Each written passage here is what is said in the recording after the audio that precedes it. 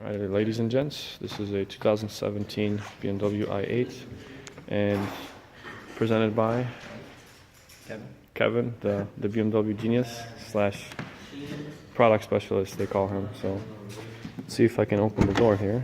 Awesome. Wow, look at that. It's like Back to the Future, just going forward. See if I can get in. It's actually a little easier than the other consultant mentioned. Seating position is actually pretty good. It's a little bit too straight for my taste. Do you want to come in on the passenger side? Sure. Awesome. So I need the power to adjust the seat here. Wow, the interior is just amazing. Look at this. And as soon as you open the door, the window slid down a little bit so that it doesn't scratch the side over here. The soundproofing basically. Yeah, that's cool. So how do we put on the accessories? All you need to do is just start. Okay. Don't put your foot on the brakes. That'll start the car. Okay, so just start once, and that gives us the when traffic conditions permit. Okay, I can confirm that. So this the iDrive system here that they use is just a little bit more advanced with more buttons, right? Correct. Awesome. And there's the automatic. There's got a sport, the drive and the sport mode as well, right? Mm-hmm. How many gears is this? So there's a electric motor in the front that's got two, and Two? then there's a gas Okay. motor in the back that has 6. Oh wow! So total eight speed. Mm-hmm. Okay. Wow.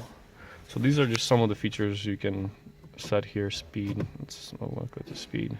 Also, this is the warning signs. Mm-hmm. And then if you hit that left, it'll go back to the previous menu. If I hit it left one more time, that looks like the main menu. Multimedia, radio, telephone, navigation, office. Wow.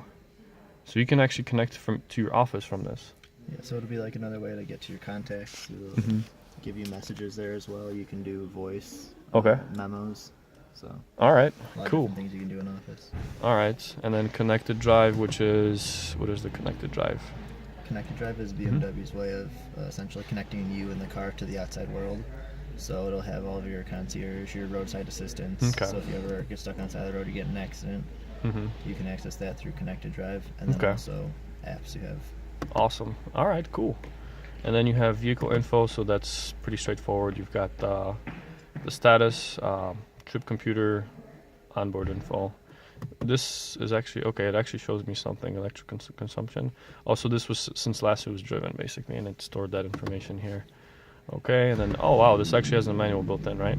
And you could search for anything. Manual. Wow, that's kind of cool. You could use a keyboard actually, but you know, hint BMW, or a USB port where you can plug in the keyboard and operate all this using a keyboard instead of this wheel and a button, which is nice. It was innovative. What, 10 years ago or 5 years ago when the iDrive first came out. And obviously in this i8 model it's built upon, but it's still just so many features that they crammed into this that it would be a lot faster and probably more intuitive using a keyboard and potentially a mouse or a touchscreen. Is this a touchscreen too, or This one or I'm no? not sure about. I know Let's some see. of the new ones. Okay, it's not a touchscreen. No. So we can only operate this screen with this iDrive setting. All right, and you have the presets here for the radio, obviously pretty straightforward. Band for your AM, FM, climate controls here, and heated seats. Are those cooled seats as well? Not in this one though. Not on this one. All right. Moving over to the dash, we have, what do we have here? The time and the outside temp. So this is actually pretty ergonomic setup. For me, I would have to probably just lower the steering wheel a little bit. There we go, that's a lot better. And it has a nice solid plastic handle that drops here, so you can adjust the steering wheel. That's pretty cool. These are your flappy paddles, I call them. Paddle shifters. You know, I like this. A lot of people don't like it, but I love it. Especially, the only difference for it would be in a performance setting on the track is if those flappy pedals were actually not part of the steering wheel. See how when you're moving it, when you're steering, minus and plus, let's say you have the steering wheel turned, 180 degrees, then those reverse. And if you're in a track race type of situation, you might potentially hit the wrong pedal, versus having them separate from the steering wheel. So that way, when you turn the steering wheel, those don't move. They're staying. You know, downshift is on the left and upshift would be on the right at all times. Pretty much like in most race cars. So here we have the light controls, you know, the the typical stocks here. Obviously we don't have much info here at this time because the car is not running. Check engine light, which is fine, it just does that because it's just because the car's not on. Right, so Once it didn't you go. start the car, that goes on. Okay, so it didn't go through its diagnostic kind of startup procedure. All right, and we did 10.3 miles per gallon, or whoever drove it pretty spiritedly, I'm sure. And we have about 335 miles on this one. All right, cool. And let me go over to the seats. You have the seat controls here on the side. So this controls the back armrest, or the backrest of the, basically the portion of the seat that you have your back against, and this is the bottom, like the base of the seat. So the pretty standard controls. Any other adjustments when it comes to seating position? Just the stuff on the side there. Just okay, and then it's got control seats on the passenger side as well. All right, we have one cup holder here. Pretty spacious here, sort of, not really. Not a lot of cargo room, but hey, you have a 12-volt charge port. Obviously, I'm not sure about this charge port. If you close that, obviously you can't really have anything plugged in here while this is closed. So you gotta have this open while you're charging the. Is there another 12-volt where, let's say, you can plug in your phone to charge?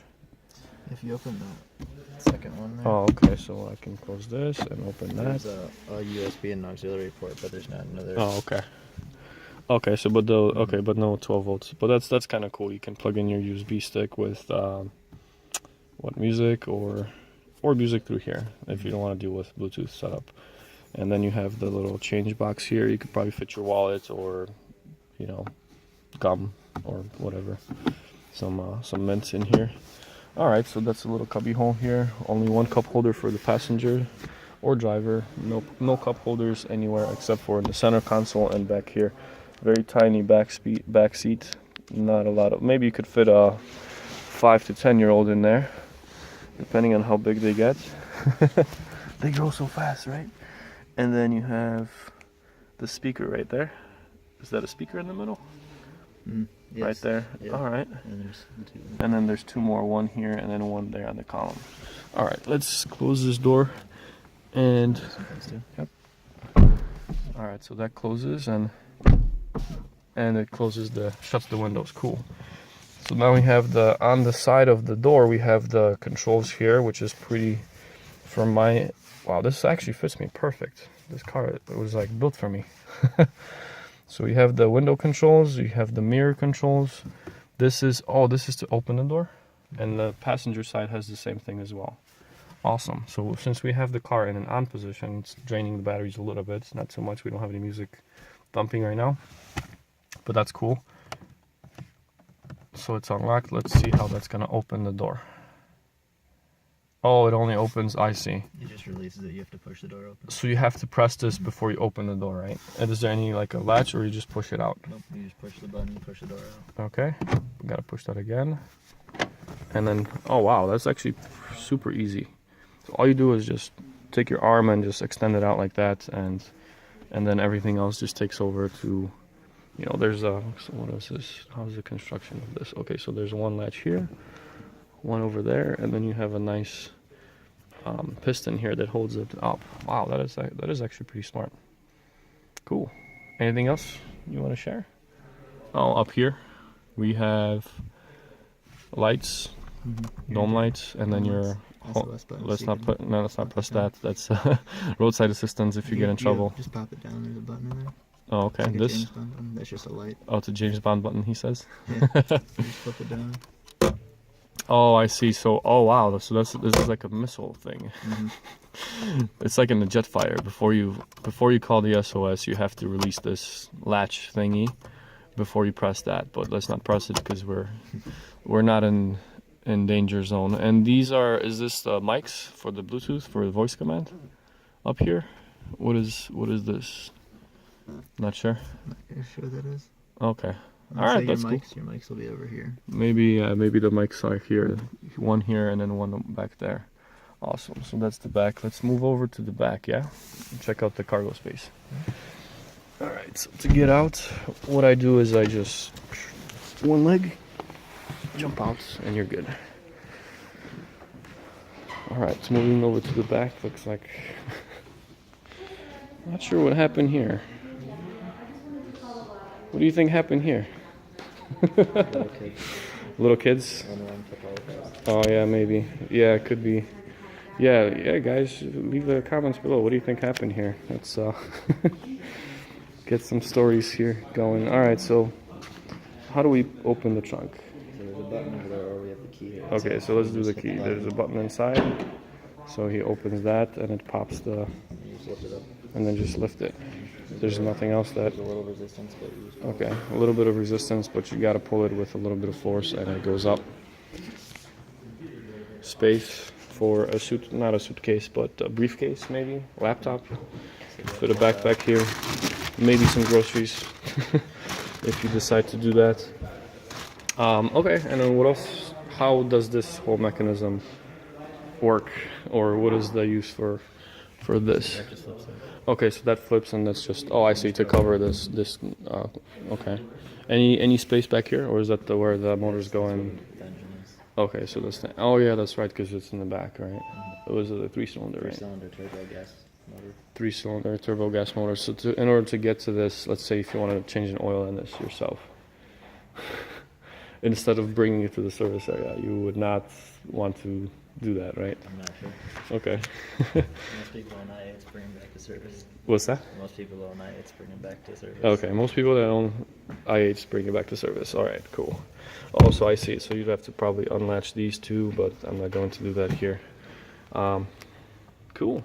Well, a little bit of space, and then you have the safety release just in case somebody gets trapped in the trunk.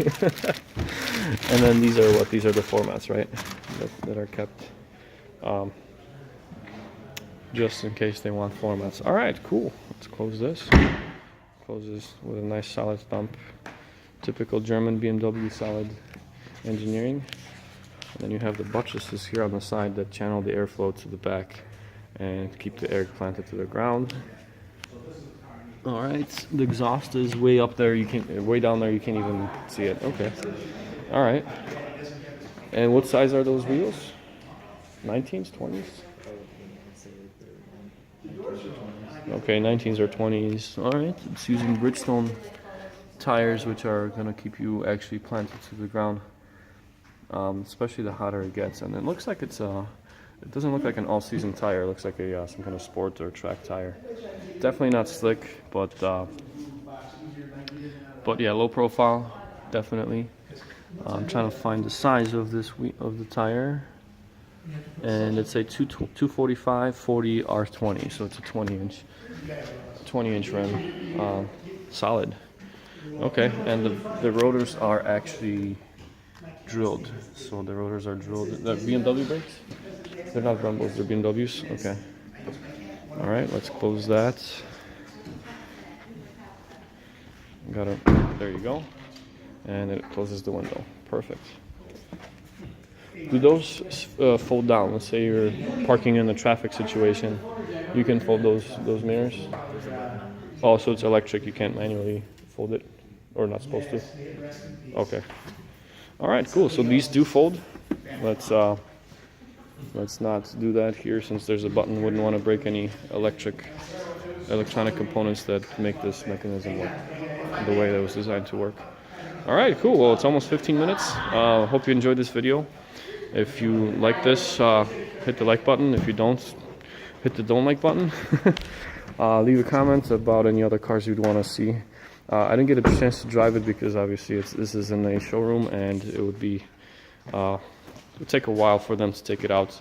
They do have another one here, but technically it's not theirs yet. I was going to drive it, but once I get a chance to drive it, I can definitely give you guys an overview and hopefully have somebody else record to give you more in-depth and my perspective on how these cars are, how they handle, and the experience of first-hand experience of driving the i8. All right, thanks for watching. Hope you like it, and feel free to hit the like and subscribe button. Take care.